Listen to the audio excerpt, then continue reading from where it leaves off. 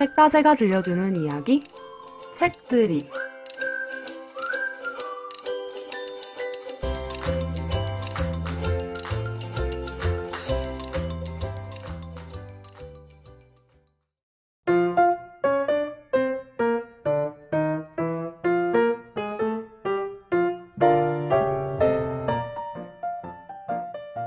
안녕하세요. 류한경입니다.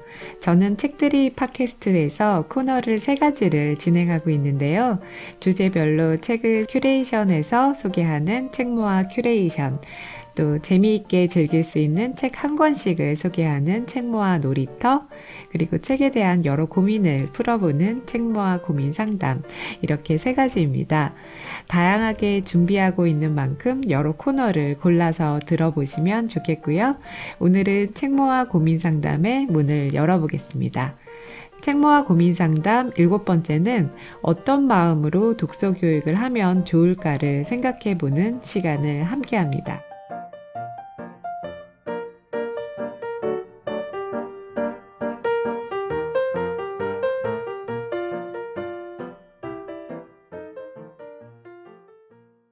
안녕하세요. 책모아 고민 상담 7번째 시간입니다. 여러분은 왜 아이들한테 책을 읽게 하려고 애쓰고 왜 아이들이 책을 읽으면 좋겠다고 생각하시나요? 책을 통해서 창의적이고 상상력이 풍부한 아이가 되면 좋겠다. 책으로 더 넓은 세상을 만나면서 지혜로운 아이가 되면 좋겠다. 아이가 어렸을 땐 그런 생각으로 책을 권하게 되는 것 같습니다. 그러다가 아이가 점점 크고 초등학교 고학년이 되고 중학교에 가면서 어른들에겐 불안이 점점 생겨납니다. 입시 현실이 점점 실감이 나는 거죠. 요즘은 대학 가기가 힘들다던데 공부 잘할 수 있을까? 어떻게 입시 준비를 시켜야 할까? 그렇게 생각이 많아집니다. 이럴 때 부모들한텐 솔깃한 것들이 참 많습니다. 이걸 하고 저걸 시켜야 공부도 잘하고 대학 잘 간다. 그런 것들 말인데요. 그 중에 독서도 포함이 되죠. 전에는 책 읽기가 유익하고 재미있는 놀이였다면 이제는 공부 잘하게 해주는 것으로 독서를 다시 보게 되는 겁니다. 많이 읽히고 팔린다는 독서교육법 책들을 보면서도 그걸 확인할 수 있었는데요. 하지만 어려운 책 한 권만 읽어도 명문대 갈 수 있다. 책을 읽으면 언어 능력이 올라가고 수능에서 국어 점수가 몇 점씩 올라간다. 이런 내용들을 보면서 과연 이게 아이들이 책을 좋아하도록 하는 독서 교육일까 의문이 들었습니다. 책 읽기는 공부가 아니어야 한다고 하면서도 독서가 입시를 위한 도구가 되고 있는 모습들이 독서 교육의 안타까운 현실이 아닐까 합니다. 부모님들이나 선생님들 또 독서 교육에 관심 있는 어른들이 어떤 마음으로 아이들에게 책을 권하고 있는지 한 번쯤 다시 생각해 보는 시간이 필요한 것 같습니다. 책과 독서 교육의 의미를 생각해 보게 된 아빠와 딸의 이야기가 떠오릅니다. 딸이 9살 때부터 18살 대학생이 되어서 집을 떠날 때까지 9년 동안 매일매일 책을 읽어준 아빠와 딸인데요. 그 이야기를 담은 리딩 프라미스라는 책을 읽으면서 어떻게 이렇게 오랫동안 책 읽기를 이어갈 수 있었는지 참 대단해 보였습니다. 근데 이 아빠가 딸에게 책을 읽어주기로 한 건 공부 잘하는 아이로 키우기 위한 건 아니었습니다. 만약 그런 마음으로 했었다면 아빠도 지치고 딸도 책 읽기가 재미있지 않았겠죠. 아빠는 점점 커가는 아이와 시간을 많이 보내고 싶어서 책을 같이 읽기로 했고 그게 아이에게 큰 선물이 되었던 겁니다. 이 책 속에서 아버지는 이렇게 말합니다. 아이에게 줄 수 있는 가장 큰 선물은 바로 시간과 오롯한 관심이다. 세월이 흘러 지난 날을 되돌아보면 왜 엉뚱한 것을 그렇게 중요하게 생각했나 싶어 후회가 될지도 모른다. 아무리 좋은 부모라도 아이가 어렸을 때 아이와 너무 많은 시간을 함께 보냈다고 말할 수 있는 사람은 없을 것이다. 네, 아이에게 줄 수 있는 가장 큰 선물은 함께하는 시간과 오롯한 관심, 그리고 책 읽기로 그 선물을 했던 거죠. 아빠와 9년 동안 매일 책을 읽으면서 엄마가 집을 떠난 후에 아빠랑 둘이 살면서 힘든 점들도 잘 이겨나가고 아빠도 더 잘 이해하게 되고 또 자신이 사랑받고 있다는 것도 느낍니다.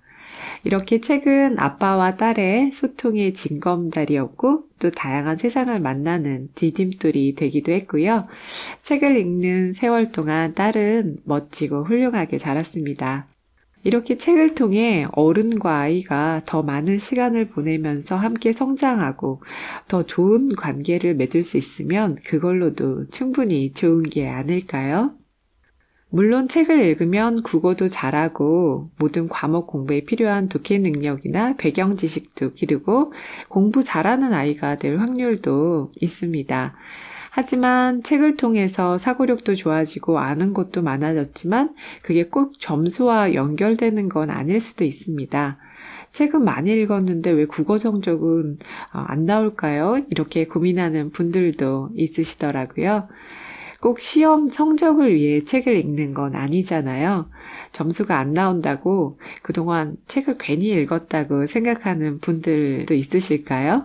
책 읽기를 통해 분명 아이는 점수로 평가할 수 없는 더 큰 성장을 했을 겁니다. 무엇보다 입시와 독서를 연결하면 가장 큰 문제는 책과 거리가 멀어진다는 겁니다. 성적, 입시, 공부 그런 목적을 가지게 되면 책은 억지로 읽긴 읽더라도 책을 좋아할 수는 없는 거죠. 재미있게 즐기는 드라마를 보고 감상문도 쓰고 시험도 볼 거라고 한다면 드라마가 재미있을까요? 이미 아이들은 어릴 때부터 너무 목표 지향적인 생활을 하면서 능력이 점수화되고 남보다 앞서야 한다는 경쟁에 지쳐 있습니다. 어렸을 땐 뭔가 배우고 새로운 걸 알아가는 걸 좋아하던 아이들이 중고등학교에 가서 입시를 위한 공부를 하면서 호기심도 배움의 기쁨도 다 잃어버리는 걸 보면서 참 안타깝고 속상했습니다. 책이든 또 다른 무엇이든지 간에 어떤 것을 위한 도구가 아니라 그 자체를 즐길 수 있고 또 아이가 그 속에서 행복을 찾도록 돕는 게 어른이 해줄 수 있는 가장 큰 선물이 아닐까 합니다. 심윤경 작가의 성장소설 서리의 한 대목이 마음에 참 와닿았는데요. 그 부분 한번 읽어보겠습니다. 대화를 나눌 땐 어제 읽은 책의 내용이 무엇이냐고 물으셨지. 그러지 말고 그냥 너를 껴안고 바닥에 누워서 오른쪽으로 3바퀴, 왼쪽으로 3바퀴씩 대굴대굴 굴렀으면 좋았을 텐데. 그러면 웃음이 드문 내 얼굴에도 정말 예쁜 미소가 피어오르곤 했는데 말이야. 참 많이 공감했던 부분입니다. 어릴 때부터 모든 걸 입시를 위해 짜맞춘 생활에 지쳐버린 아이들이 이 책 속에서도 나오는데요.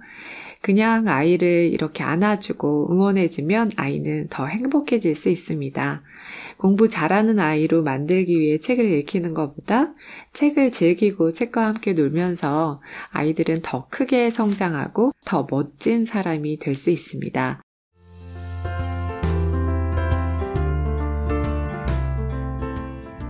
책모아 고민상담 7번째 독서교육에 대해 생각해보는 시간을 함께 했습니다. 오늘 나눈 이야기가 더 즐겁고 행복한 독서교육을 하는데 작은 도움이 되길 바라며 마칩니다. 감사합니다.